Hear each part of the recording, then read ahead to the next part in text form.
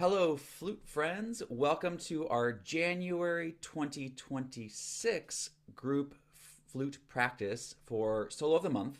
And this month we're featuring the Annabon Sonata in D. This is Opus 1, number 4. And we'll be focusing on the first movement, Allegro Moderato.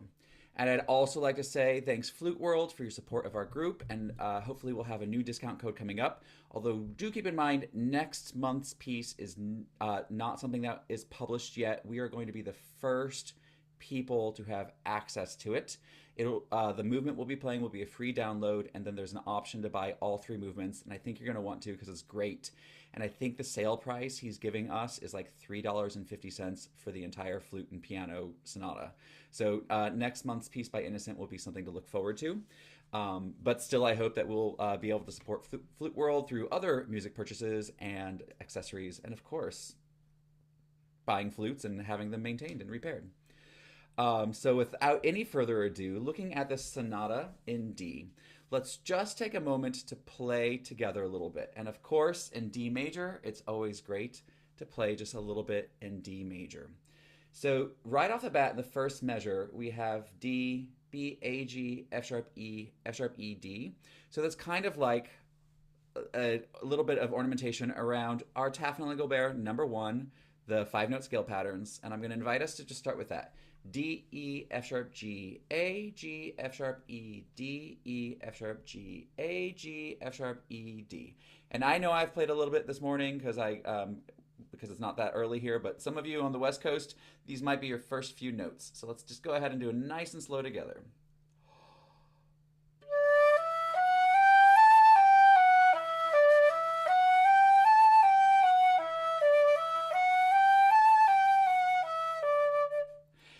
And of course, the T and G has you do it 4 times.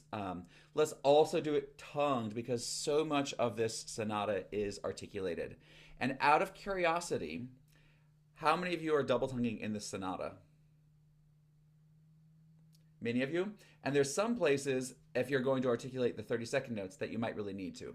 So I'm going to invite, let's do this. Let's do the D major 5-note pattern 2 times, all 2. So the first articulation that you're using.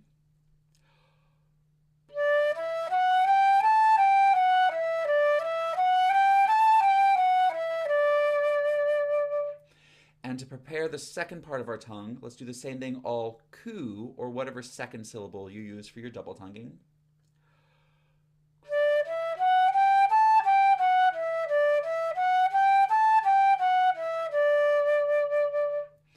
And the goal is, especially if you're newer to double tonguing, to make the 2 sound exactly the same. So it's great to separate those 2 parts of the tongue if your double tonguing isn't feeling solid and balanced and homogeneous, but if you're feeling like when you start going back and forth. Let's try going back and forth. Tu ku tu ku tu ku tu ku tu.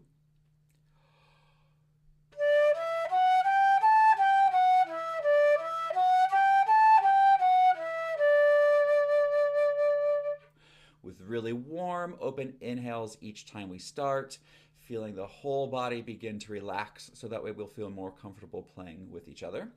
And then finally, let's do the opposite of that. Ku tu ku tu ku tu ku tu ku. So backwards. We won't really use this, but it's kind of good for the brain to like have the muscles work in reverse. So I think kitty, kitty, kitty, because otherwise I can't really do ku tu very comfortably.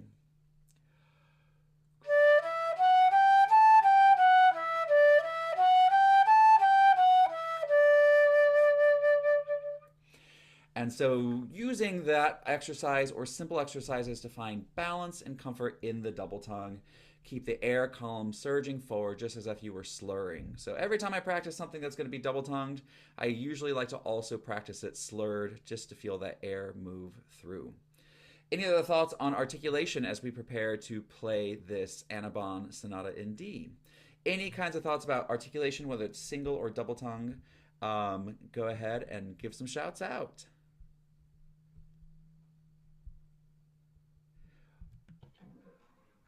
Well, yeah, definitely the measure 54. I don't know if we all have, but it's the last line of the piece. And I don't know what I'm doing there, but I don't think it's double tongue. Yeah, so in measure, for me, it's 53. Are you talking about that D major scale that's in 32nd notes? No, the measure before it. Can you demonstrate which measure you mean? Yeah, but I'm not playing it very well.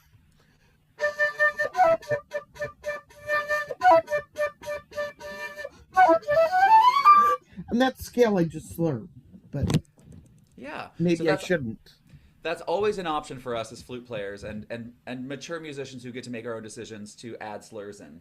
So yeah, in 52 we do have those 30-second notes, the F sharp E 30-second notes, followed by some repeated 16th notes on D, and then two more 30-second notes. And then yes, we do have that D major scale. So if it comes down to it, if the only thing that's keeping you from enjoying this piece is the articulation, then I think it sounds fine to slur it.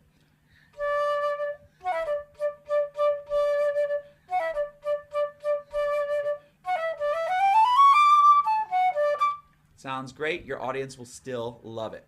That might be a place though, Ruth, that you try going to tuku or tugu or something along those lines. So leave out the long notes for a second and just try some rapid F sharp ED.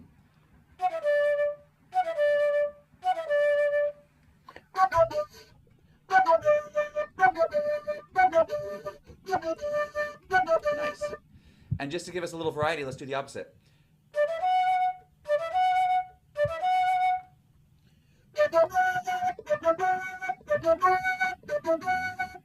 Yep.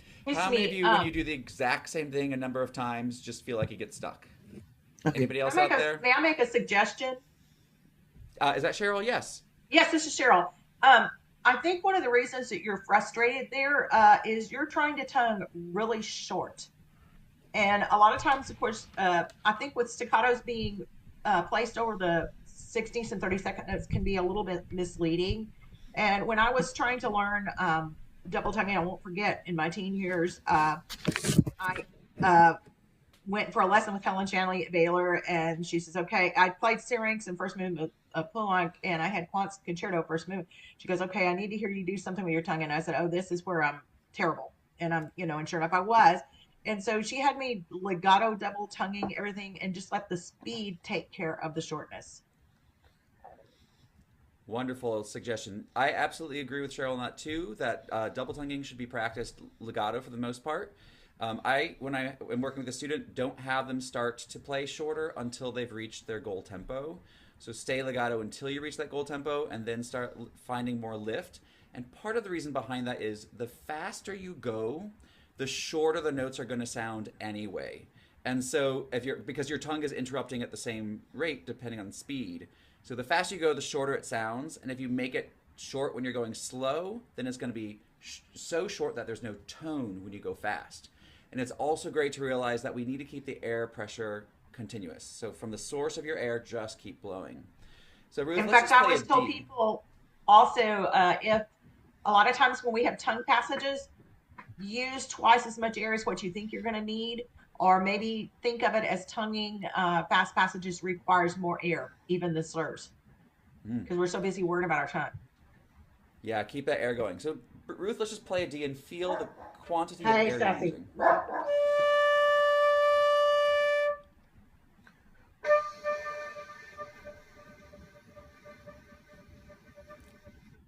And I don't know if it's our mic connection or not, but can you try aiming it into the flute just a little bit more to see if we can get a little bit more of that resonance?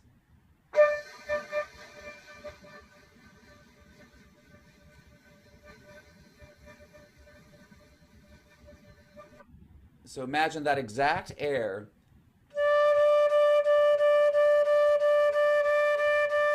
and then blow some doo-goo, doo-goo, doo-goo through.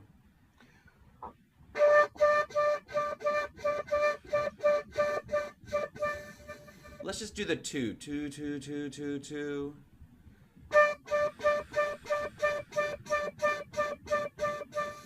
It's sounding better, but it still sounds like you're stopping the air just a little bit. So take the flute off for a second. Slide over so your flute's on your face, because for some reason, once metal touches our face, we behave so differently. Yep, but touch the metal to your face. So just slide over. Either side.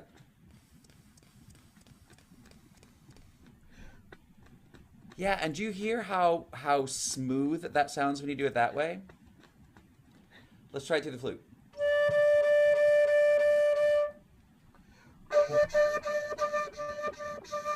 Much more legato, and that's going to help you when you want to play fast. Now let's do the second syllable, ku or k, whatever your second syllable is. Also trying to keep it very legato and very connected with the air. Where does your tongue go with the ku? Like in the back of your teeth, or? That's a very good question. So when I first learned double tonguing, I was taught ta ka, and the ka felt like it came back. That never felt comfortable to me, and it always felt like it was closing off my tongue. But I do see those words written in a lot of people's music. I think to Q, so it's like the front third of my tongue is like lifting up, Yeah. Q. But ideally, what we're doing is we're keeping the fluid, which is our air, consistent enough that the tongue just kind of floats on it. And if it feels like it's getting stuck, we probably just need to think about blowing a little bit more air through. Any other thoughts for that question that Ruth just had? I Nick? will jump in and talk a little bit about articulation. This is something that I have been working on myself and with my students. I also just talked about this on this last Sunday on, if anybody knows the Flute Nerd Lab, I gave a whole talk about support and articulation and how those things are all connected. So here I go again. Um, so I think oftentimes with articulation, we get so caught up in the idea that it's tonguing, but really what that does, and I will use this as an example, it cuts the air. As you can hear in Ruth's sound, it's stopping the air, is what Matthew's saying, and we need to find a way to not stop the air. We need to have supported air, but we need to just add diction to the front of the note. So I would think about articulation more as diction rather than articulation. I think that gets it too choppy. So of course we need to have supported air, but for me, I think the shape of the tongue also is really important. So if you're thinking about the way that most of us learned articulation or tonguing, tiki, tiki, taka, taka, it's very flat, the tongue, and forward. And we think about this like lizard thing where we have to like shoot the tongue forward and then retract it back, and there's just too much motion there. So for me, the way that I've been thinking about this lately is by thinking about actually how big the muscle of the tongue is, right? So we have this muscle in our mouth, and it actually comes all the way down here, right? It's a very large muscle. We can think about just the length of the muscle itself. So we don't need to have that lizard-like movement with the whole muscle. So if we can isolate that somehow, we won't be chopping the airstream. So for me, I think about just how strong this muscle is. And by doing that, I think about the Incredible Hulk, right? So we don't need a Hulk tongue. But by using that idea of the Hulk, when you say Hulk, so everybody can say Hulk, do you Yeah. see how your tongue on the Yes. L Hulk. scoops Hulk. sort of up and backwards, almost like the shape of a snow Hulk. shovel? Whole, and you're actually touching more of the roof of Hulk. your mouth. That actually sets up more air inside your mouth to swirl around in the mouth. We're not going to be chopping the air. We're rather just then touching the top of the roof of the mouth to give diction to the front of the note. We're not actually stopping the air that way. So that's a concept of articulation. So just some way to think about it differently. It might feel a little weird to have the tongue a little bit further back and scooped like that, but you'll get more clarity at the front of notes, and the air, if it's properly supported, will not sort of stop in between the notes. So just something to think about for in terms of articulation, getting more clarity and sound through the notes.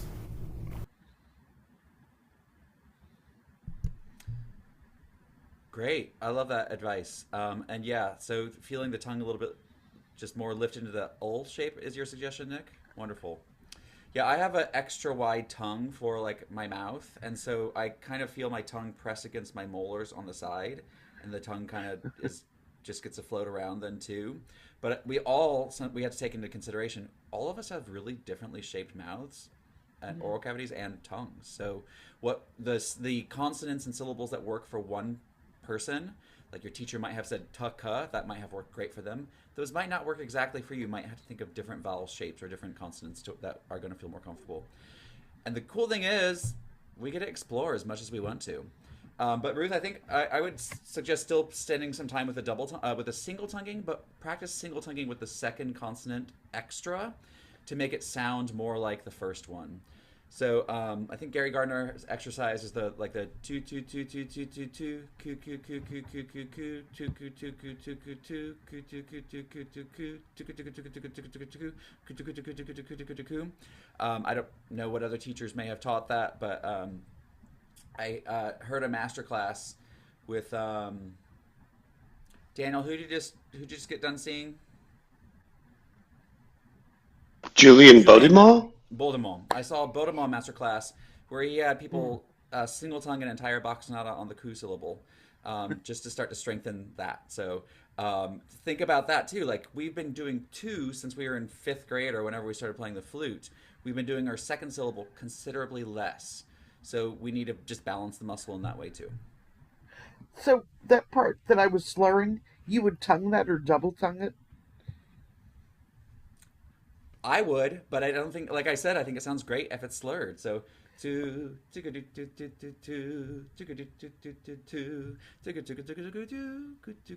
of hard to say. Yeah, I mean, I never considered tonguing it. That's why I asked it. The other fun thing about this piece and the time period, too, is that articulation was used as an ornament.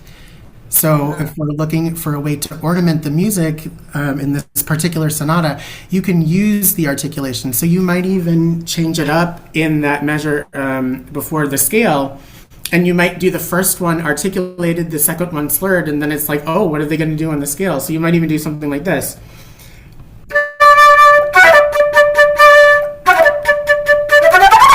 So you could do the first one slurred and then the second one articulated, and that's a form of ornamentation from this time period. So you can play around with articulation in a lot of ways in this piece also. Yeah, I like what you did there. Thank you. Well, wonderful. All right, great. Any other just general questions that we want to talk about? This is kind of fun when people are like, come with a concept. One other thing you might mention too as you're double tonguing is try to minimalize the movement of the tongue. If you make a larger gesture, that'll slow you down, and it'll also you'll also get choppy, and you don't want to do that, which is what we've been discussing.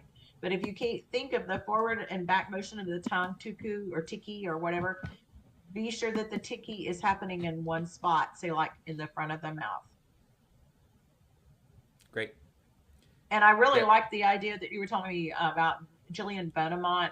He played the entire Bach sonata with the kusila, or was you just practiced it? I think it was just a practice thing. I don't think it was a performance thing. Just to... What? Can I say something? Sure. Okay. Why do you think there's so much anxiety around double tonguing? Or maybe the other way to say this is, I think we need to also recognize that a lot of people bring anxiety to double tonguing, and we have to, I'm all about being aware of what's going on with my mind-body connection these days, because I suffered an injury back in October, November for not paying enough attention to it.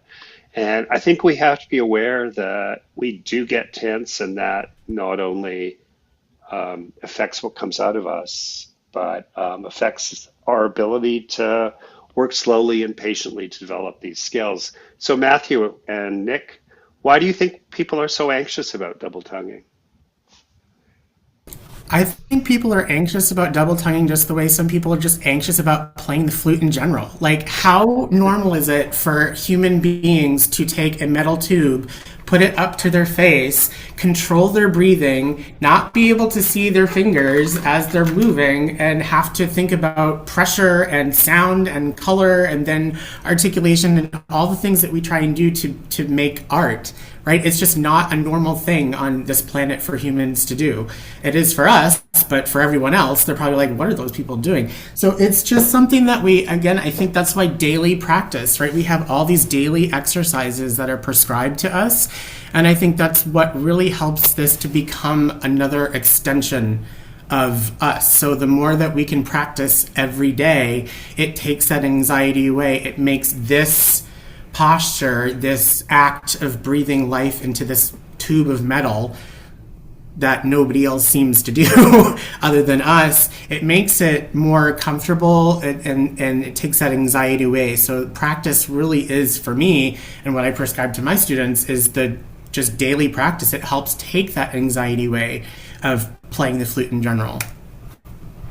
Yeah, and Daniel, I'd like to add to that. I know that I like to talk about our inner flute player, talking kind of like our inner child, but our inner flute player.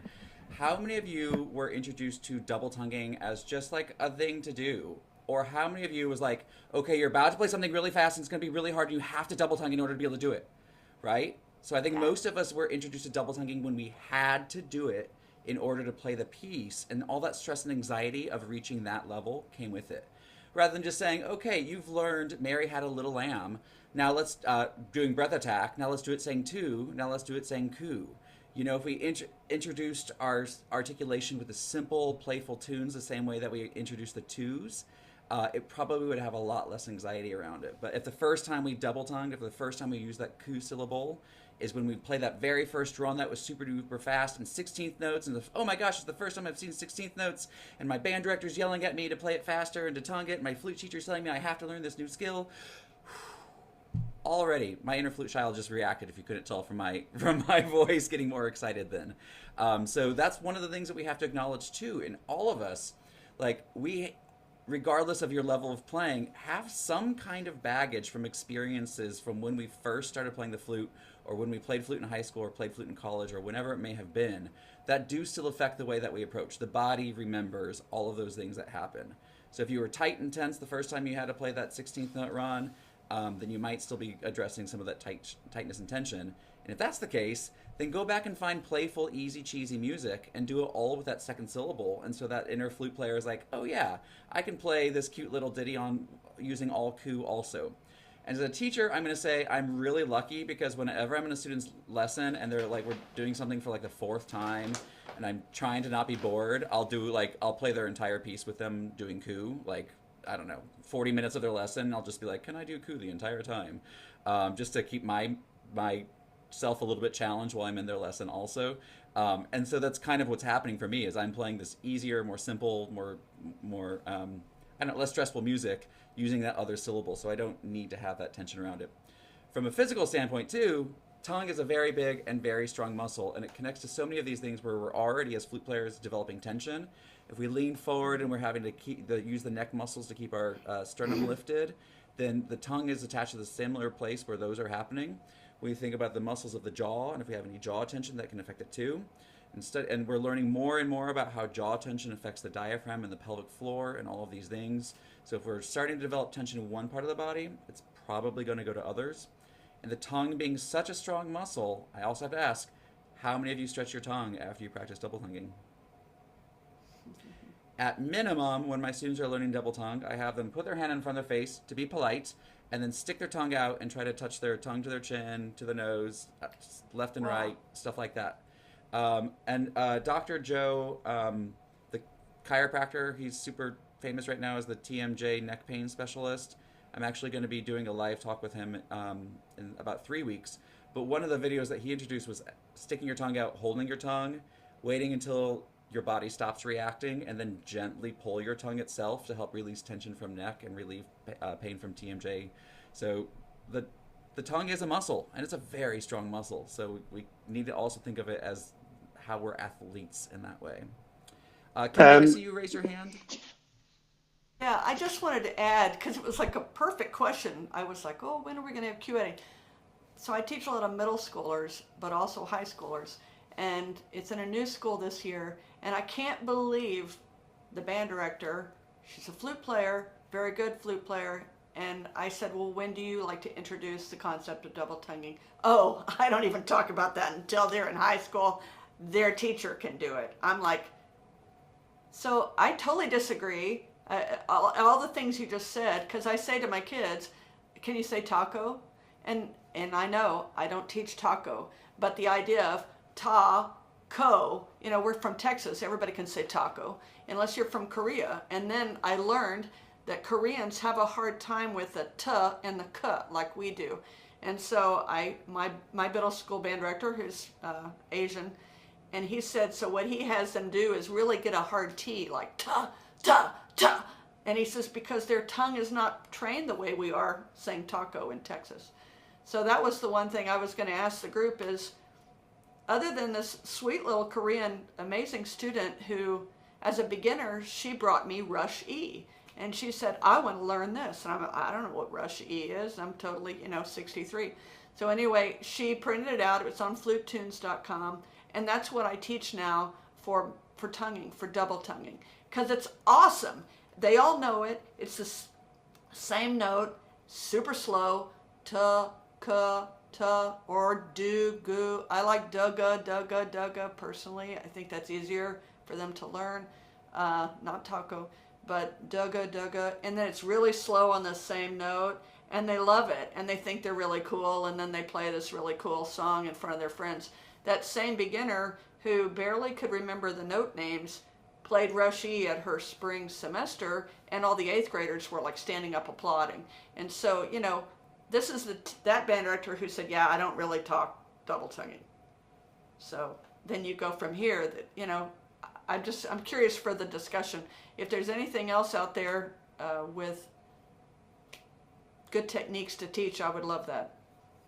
I don't think it's that scary. I don't remember even learning. So I think my band director was like, okay, now we're going to do tuka, tuka, tuka, tuka. Then we did triple. It wasn't a big deal. So I'll mute. Thanks. I think back to when I first learned it, and my memory is that I learned it as just part of learning the scales. Because my teacher took me through and started teaching me scales, and then we would tongue the scales, and then the next week we would double tongue the scales. And then double tonguing became its own thing that I had to go practice away from the flute. And I think practicing it away from the flute was really key.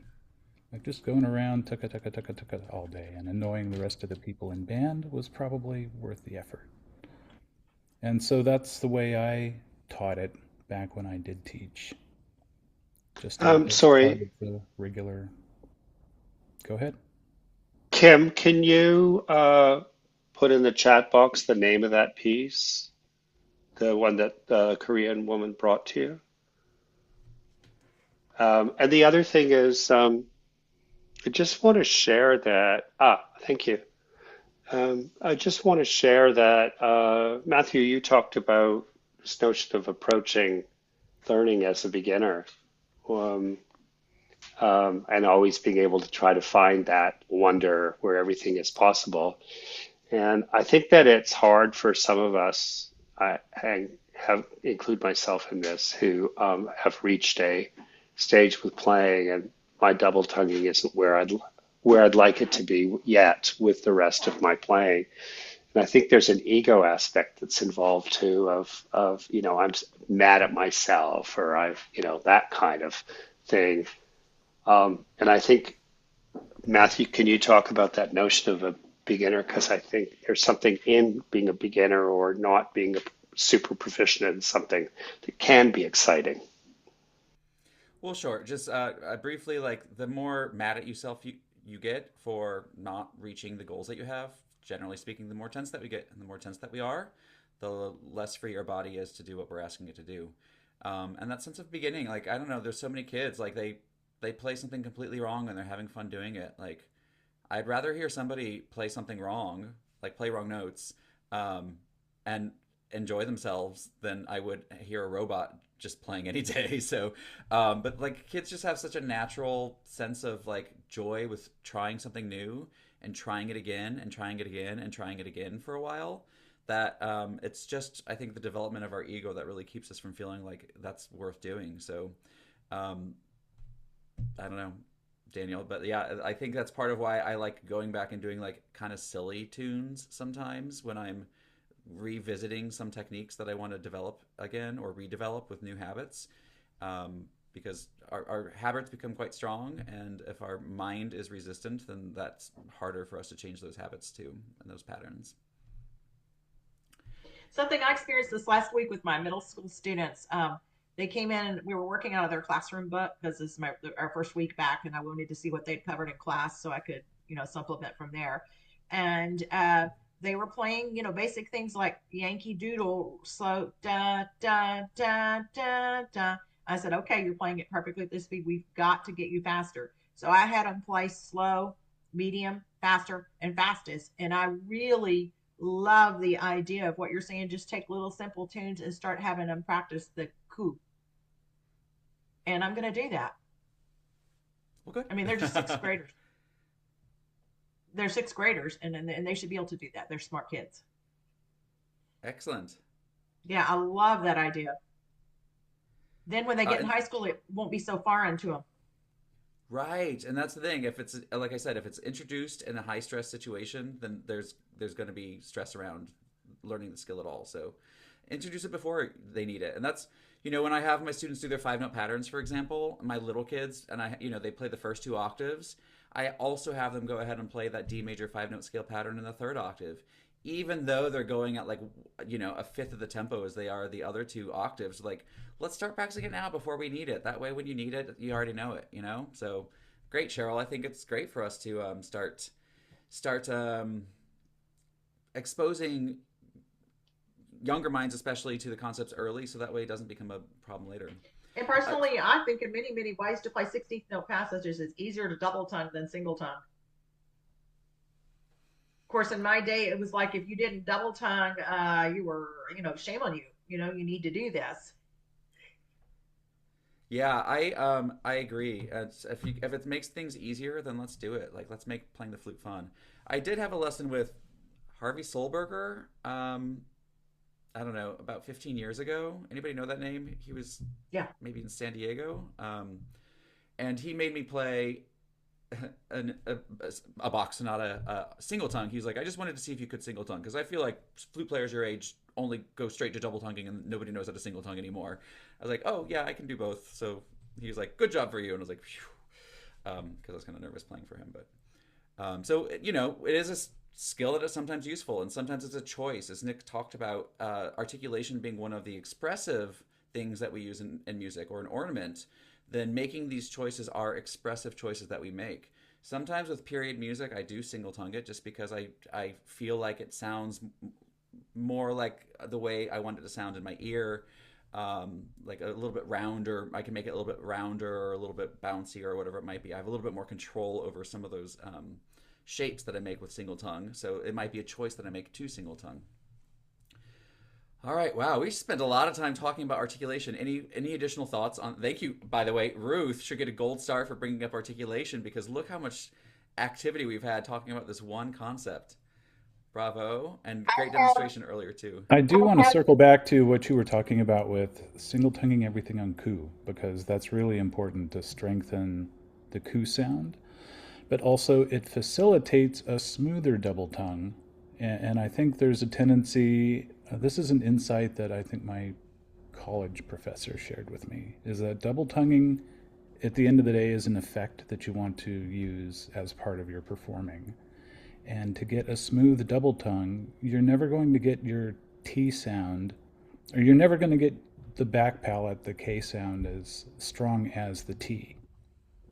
But you have a lot of control over how strong the T is. So use a softer T to blend it in with the strongest K you can produce, and you'll end up with a nice, smooth double tongue articulation. And if you do it right, it's pretty seamless. So Great. that's my 2 cents.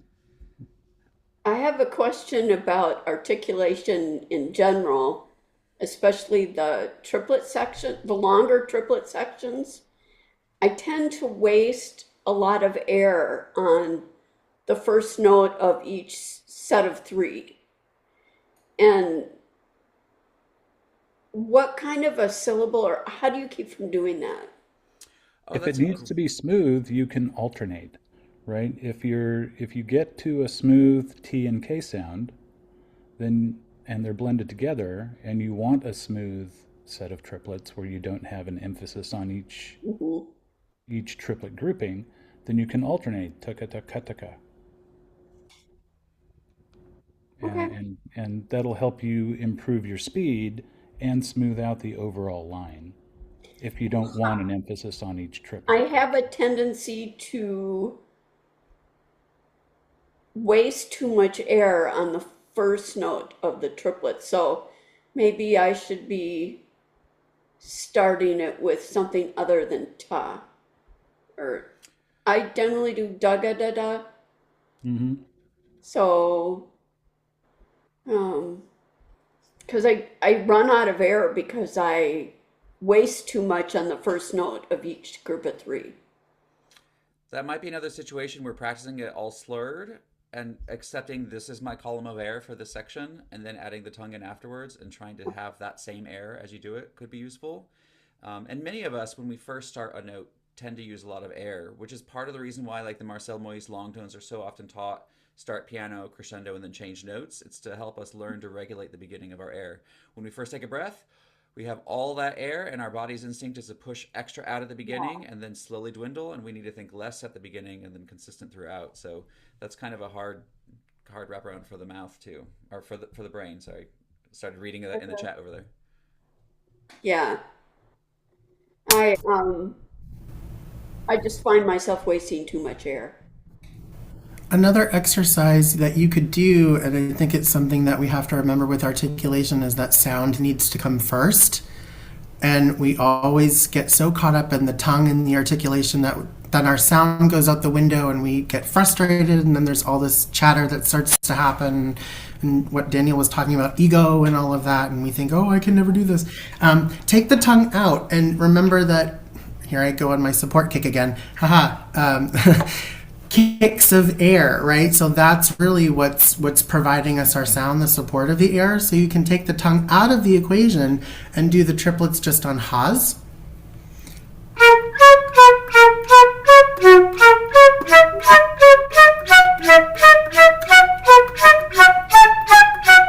So that you have like little pearls of sound for each note head. And then you can start to put the tongue back into, again, not cut the sound, but add diction to the front of the note.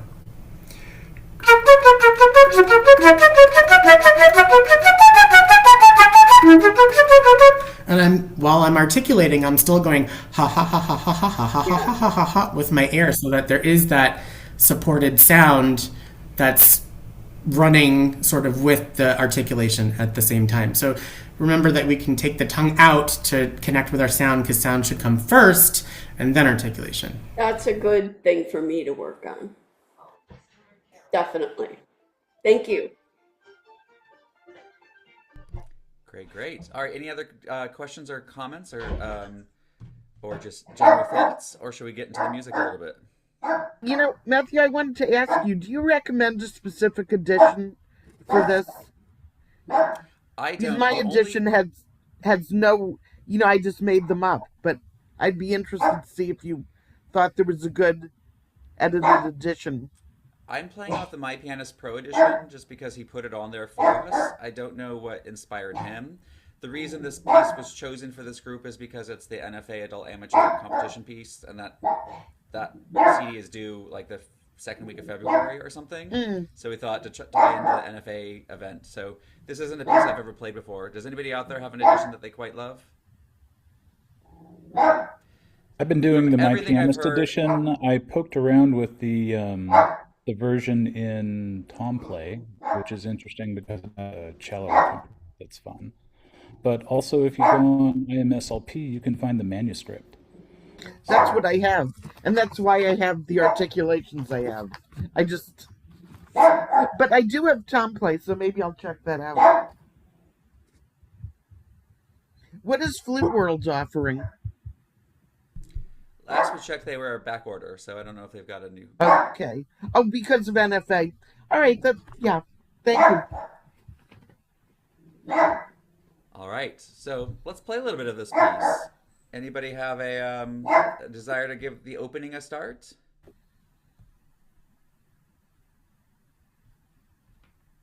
Ruth, you're still unmuted. Would you like to just go ahead and start a little bit? Sure. And so I'm going to start the part that sounds like Yea, the joy of man's desiring. And you know what I mean. So it's about, in my score, it's the triplets, measure 13. And I won't be double tonguing them, but I'm not sure I'm supposed to.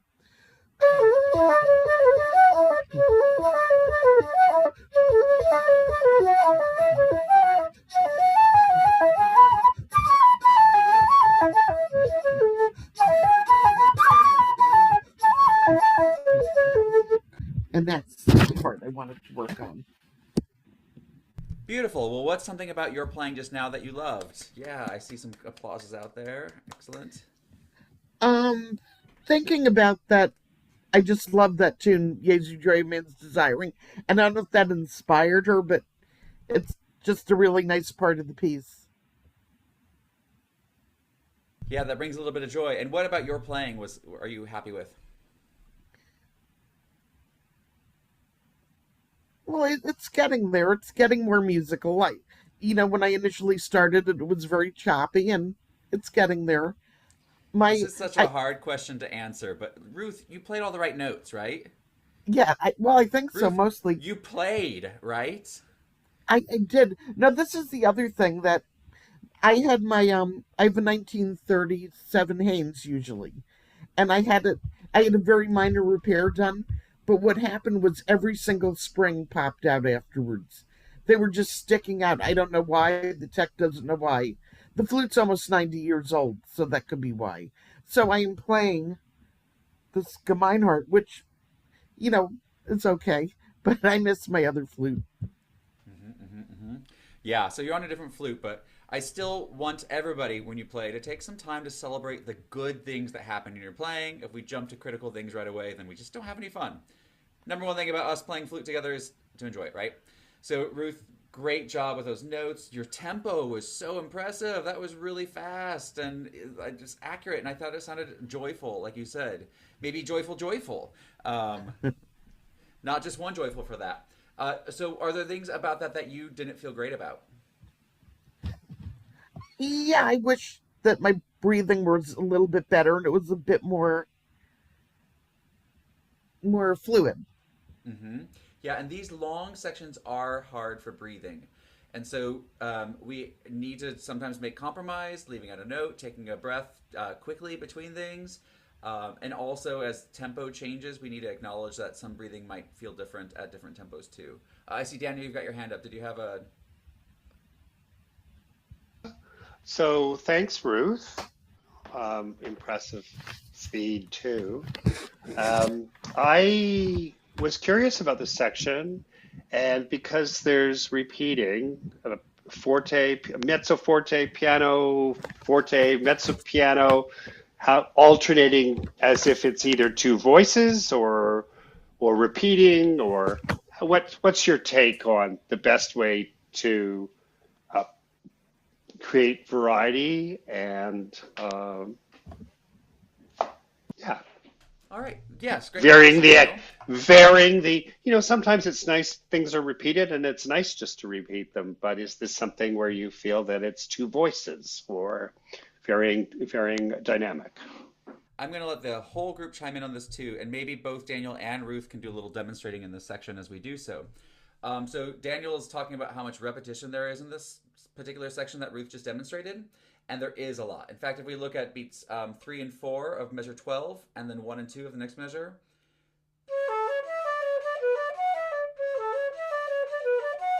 they're the exact same, right? There is no change. So some editors create a change, and Daniel was saying there might be a dynamic change where maybe the first time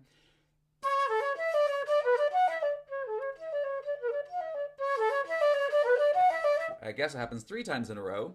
So there might be a dynamic contrast to create a little bit of change within it.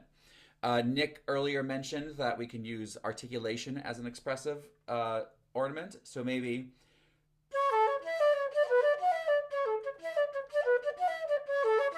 creating a little bit of variation by adding some tongue into one. Other ways that we could ornament is to literally ornament.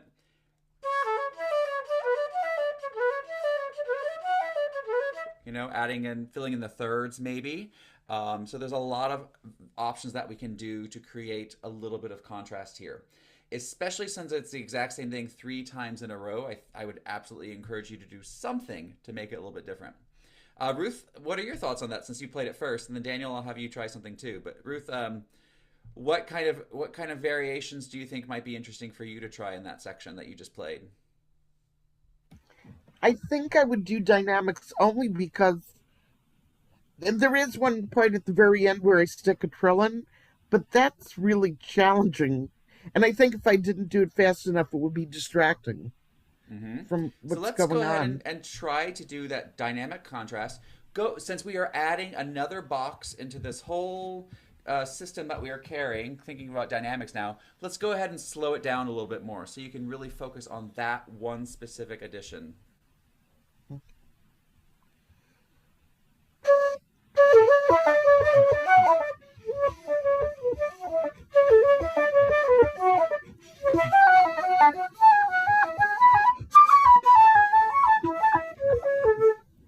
Fantastic. Ruth, let's slow it down even more so you can really focus even more on that contrast. Okay.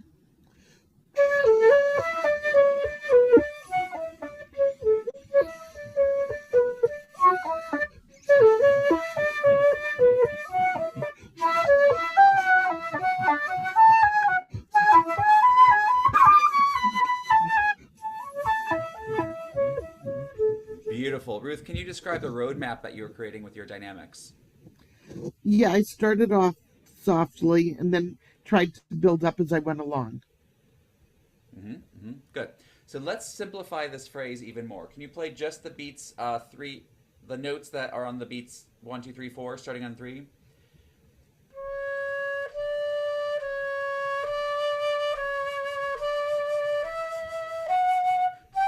Oh, sorry, G sharp. G sharp carried from earlier.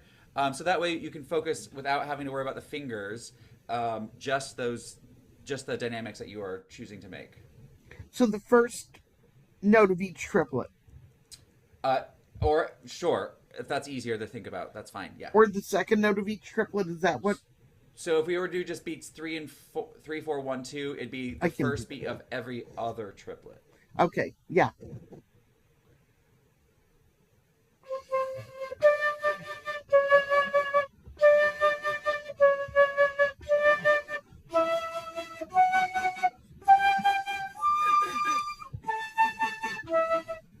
Sorry. Okay. Yep. And I know you're kind of out of your comfort zone because we're not playing exactly what we see on the page. But try that again, and again, keep it as slow as you need to, so you can focus on that dynamic, following the roadmap that you are wanting to do with your dynamics.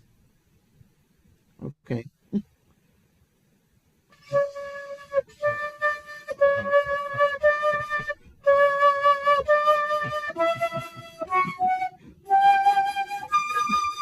Yep. And like me in that measure 14, beat 3, it's a G sharp because it was a G sharp in beat 2. So when you played it in context, C sharp. G sharp. So when you played it in context, you did play a G sharp there. Oh. But when we're doing just beats 1, 2, 3, and 4, you missed it. I did too, so I just marked it in mine. All right, yeah. Good. So is everybody hearing that dynamic shape a little bit better now that Ruth is simplifying that roadmap? Good. Keep it where you can focus on that, Ruth, and add the other notes back in, or add some of the other notes back in. Okay.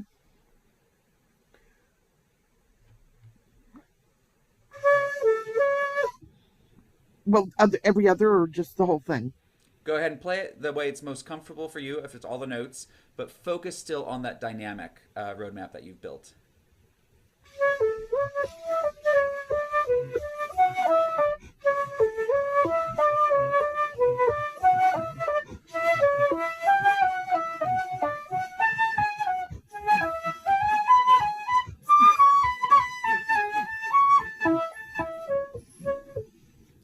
I don't know about the rest of you, but I could hear the shape that she was trying to make that time.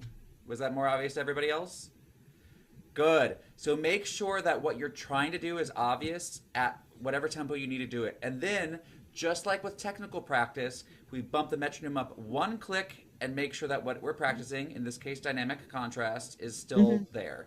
And then we bump the metronome up one more click. So everyone thinks metronome practice is just for learning your scales fast. No, metronomes are tools to make sure that we don't skip anything, right? So metronomes are those kind of things that keep us from going too fast that we begin to drop whatever that we're trying to do. I don't know if Ruth, if you saw that picture I put up a couple of months ago about is actually a cartoon of me carrying 6 boxes, and there's like dynamics and there's technique and all these things. So it's like you're carrying all of these boxes. And if you go so fast that you begin to drop boxes, then it's not worth going that fast just yet. So make sure that you are slowly speeding yourself up and you're learning to balance all of those elements of playing while you do it. When we try to go fast, we lose dynamics oftentimes, right? That's one of the first things that goes when we try to go fast. In fact, what I have observed is when people try to play fast, they almost always play louder than they're intending to play too. So we have some kind of, I don't know, probably 7th grade band association of fast notes are loud, maybe, and that's our inner flute player telling us, I need to play these loud. So make sure that we are also finding that. Ruth, wonderful job playing with dynamics in that section. So love Thank it. you, and thanks yes, everybody. Good suggestions. playing with dynamics. Let it be something that is enjoyable. And Daniel, you were talking about other ways of contrasting there. Would you mind playing that section too? You're muted, my friend. Yeah, I know. So here's the way I want to look at it. Talking about Julian Baudemont again, his whole thing is things go up and then they go down. And so what I'd like to do is what you talked about with Ruth is forte, piano, or a contrast between the first 2 repetitions and then back to forte and coming back down to piano at 15 and then building it up to the D as a crescendo to the D above the staff and then coming down as we head back down to the A at the end of beat 1.5, I guess. Yeah, in bar 14. Does that make sense? Yes? Let's hear it. Uh,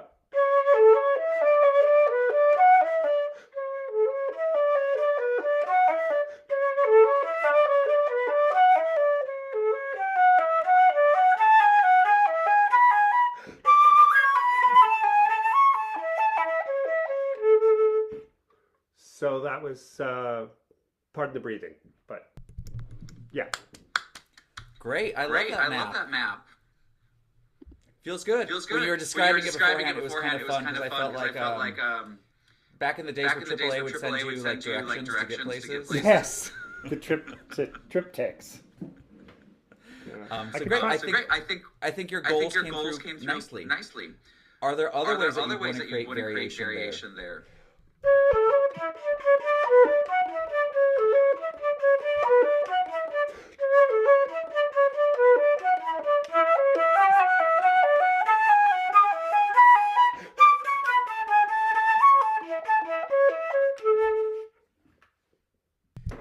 I love it. And Daniel, I'm just going to mute you for a second for the feedback. But yes, so that time articulation. So it is so rewarding to take a chunk of music and practice it with variation. Even if you go back and perform it with your very first version that you did, practicing it with variation gives you a sense of ownership, gives your inner flute player a sense of ownership. Practicing it with variation gives your inner flute player that sense of exploration, of joy, of finding something new. It gives you that element of creating or being part of the creative process. So, and also from a teacher standpoint, it gives you repetition. And repetition is one of the things we need, especially in highly technical areas like this, right? So it is very technical. And if you slow it down a click so you can try 6 different articulation variations, you've just played it 6 times. And chances are your technique is going to be stronger there too.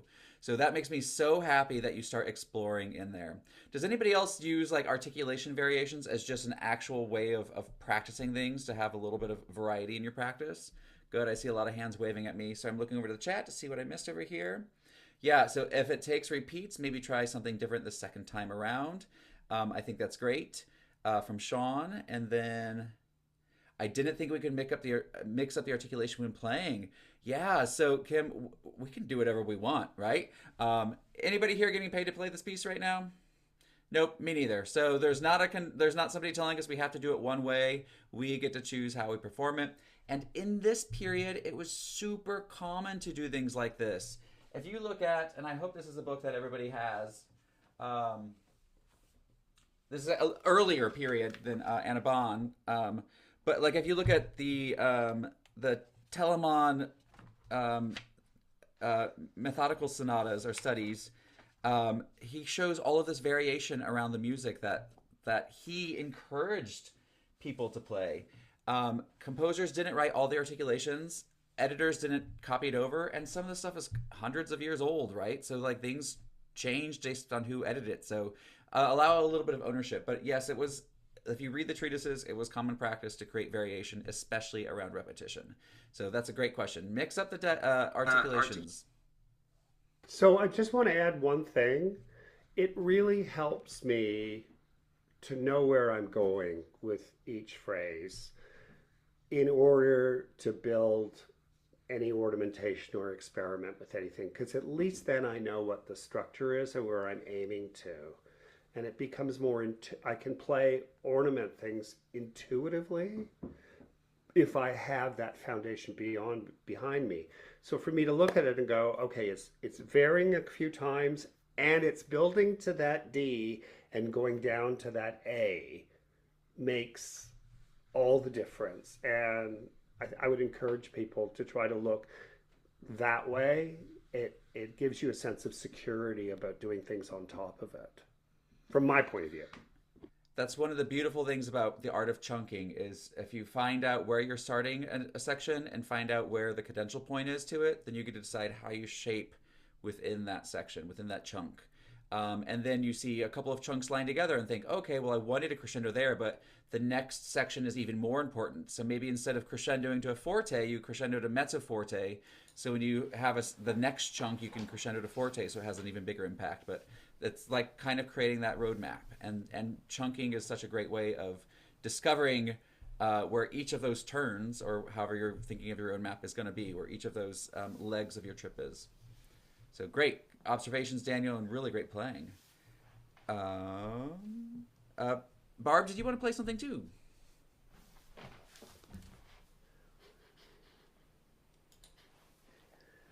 I don't think so. Okay. And then I think, go ahead, Barb. I've learned so much here. I just want to go try all those things. I know. That's great feedback too then. And then Kim, was there, did you want to talk about something? Is Kim still I here? just wanted to say, to build on Daniel, can you hear me? What I like to do with my students is, because I'm a visual learner, I think most visual learners, when you have all those notes, I say all notes aren't created equal. Where are you going?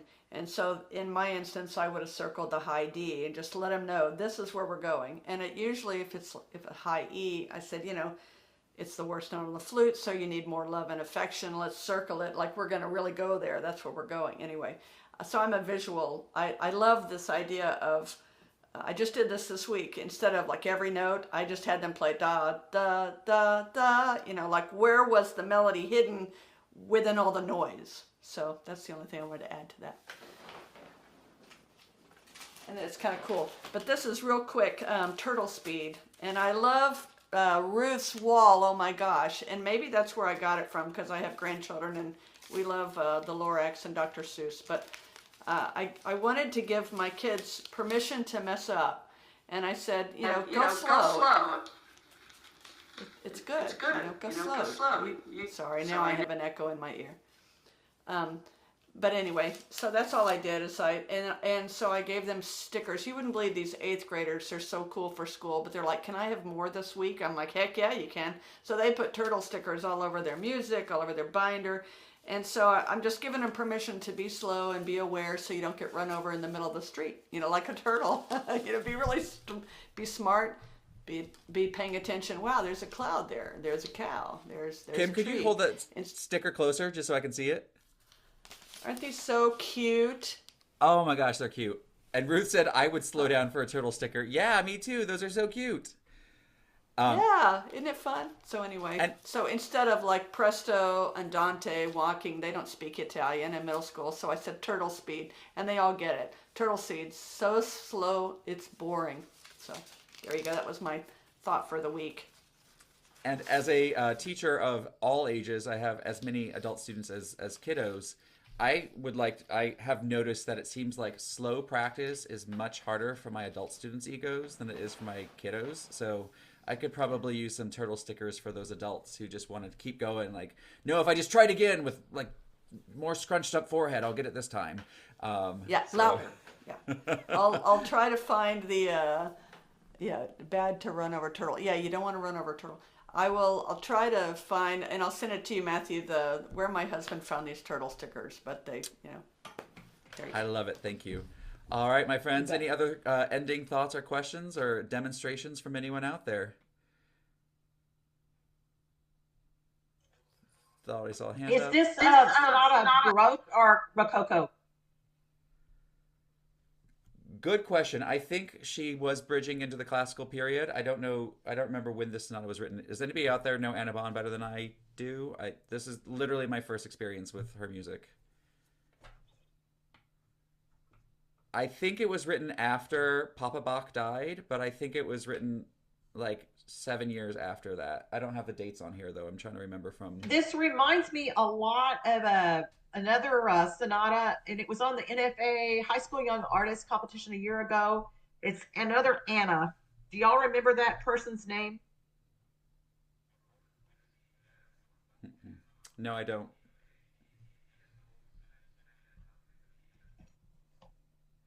I have one more note. Only Nick has this beautiful system that I've been using once in a while, which is you take in order to mark out direction. Nick uses tracing paper and uses different colored pencils, and color sometimes is better than writing mezzo piano or piano. You do a light color and a dark color, and your climax in it might be a bright blue or a bright yellow, depending on what color of sound you want to create. And I've started to use the tracing paper with different colored pencils to help me see color and dynamic and direction in phrases when I'm trying to figure them out. So I would encourage people to try it, because I thought it was a real gift that you gave us that idea about 2 years ago, I think, Nick. Yay, Daniel. Yay, Nick. Thank you. Thank you.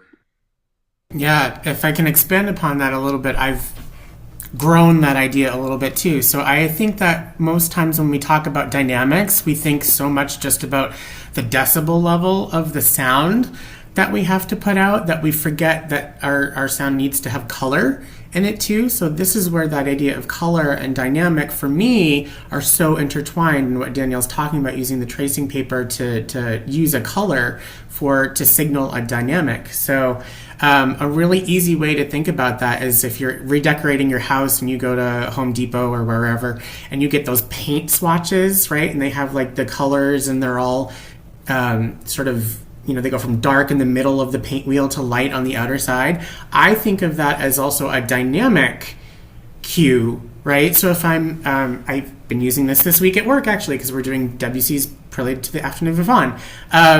So if I want that really soft, right, pale sort of piano-ish dynamic, I'm going to think about the outer edge of the color wheel. So those like very faint pinks and light yellows and things like that. So if I think about that color in terms of dynamic, I'm going to play soft, but I'm going to keep that color in the sound.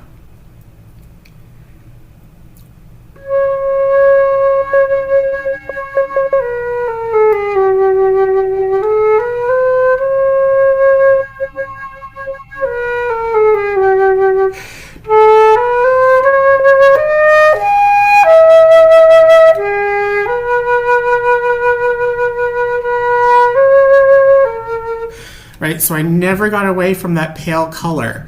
And if I want to think about something louder, I just move my sound into the darker part of the color wheel, right? So if we're going to go into the Anna Bond sonata, I might do something like this. Even at the beginning, I might think about a darker color to start. And then I just shift up the color wheel for the piano repeat, echo. Shift back into the middle of the color wheel.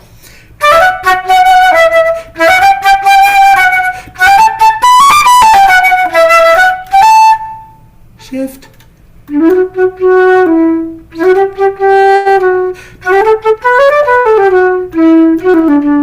So that's all I'm doing is equating color and dynamic together, and it's a really interesting way of playing with those two things, and you keep a lot of the core and brilliance and resonance in the sound as well. It's like the opacity slider in our graphic design. Nick, that's beautiful demonstration and great. Because so many times when we think about doing those changes, people think they need to go a different color, and you're just talking about a different density of that same color. So I love that. Beautifully done. Right. How do you acquire the page with the Flute Nerd? Is that a Facebook group, or can you just go online on the internet?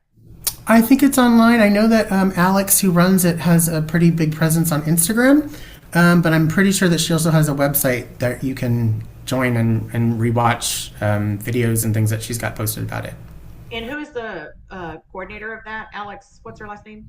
I will drop it in the chat really quickly.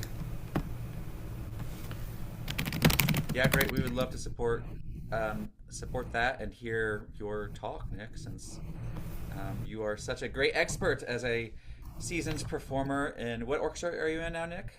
I am the assistant principal flute of the Omaha Symphony. Oh, great. Oh, I've heard of this person. I'm actually in the Flute Nerd Lab, and I attended Nick's talk last week, which was amazing, Nick. It was really, really awesome. Thank you. It's a community on school, so the skool.com, that community. And it is free, and it's like full of really supportive flute players. It's really, really nice. I've been in it since October, and it's really cool. She has tons of resources, and like we had a coffee chat right before I came onto this call, and she does one once a week, and you put up questions, and yeah, it's a really cool community. So I would suggest checking it out for sure. Excuse me, I'm unable to acquire the chat right now. Can somebody verbally tell me what it is? You said skool.com? Yeah, if you just go to the flutenerd.com, if you just Okay. put that in, the Flute Nerd, that's what she calls herself. She has links to it, but it's on the school community. So it's like I don't know, it's like almost like a Facebook sort of type of thing where you put up posts and you can do videos and stuff like that. But it's good. It's really good. I do suggest you come out and join. And Cheryl, the site she's talking about is SKOOL for school. Yeah. It is SKOOL.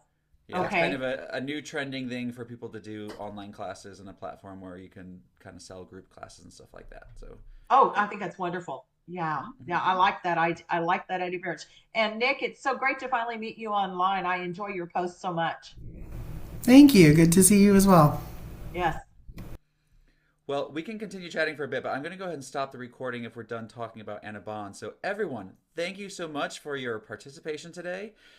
Next month's piece, again, is a piece it was just written this summer. We will be the first people to be performing it. You can access it through my website right now. It is linked up there. If you go to practiceflute.com and go to Solo of the Month, it's just right there, but I'll be putting the links on the Facebook page closer to the time. So Innocent wrote a new piece for flute. It's and piano. It's 3 movements. We'll be doing the 3rd movement as a group, which has kind of a Carol of the Bells feel to it a little bit. It's really just light and joyful. And a couple of months ago when I did we had a call for proposals from composers. And I think I sight read on one of these meetings and like 8 pieces, and it was like the #1 voted piece of the 8 pieces that was sight read. So we're really excited to premiere that piece next month and to give Innocent a little bit of shine of the spotlight too. So be sure to keep your eyes open for that, and we will do. What's the name of the piece again? It's called Veil of Mists. I'm sorry, I was getting it. You said Veil? Veil, Veil of Mists? Yes. Innocent. And the composer is who? His first name is Innocent, and his last name is Okechku. OKECHUKWU is how it's spelled. OKECHUKWU, which I think is a Nigerian name. And so Veil of Mist was just written last year, right before we did the call for composers. So we'll have that. So I can write introduced to the you group at the email you sent out about practice flute, right? Yep, that'll be fine. I'll send Okay, you the link. thank you. Well, thanks everybody. Sorry, Of course, Cheryl. check out Flute World This is too. Kim. All those the noises that were happening on Cheryl's was because I was texting her. So sorry, Cheryl. But I just sent you the school, and thanks for the Flute Nerd info. I didn't know about that one either. So that was really easy to find. Thanks so much. Sorry, Cheryl. I was pinging your phone. That's okay. That's no problem. I'll be in touch with everybody, okay? Bye.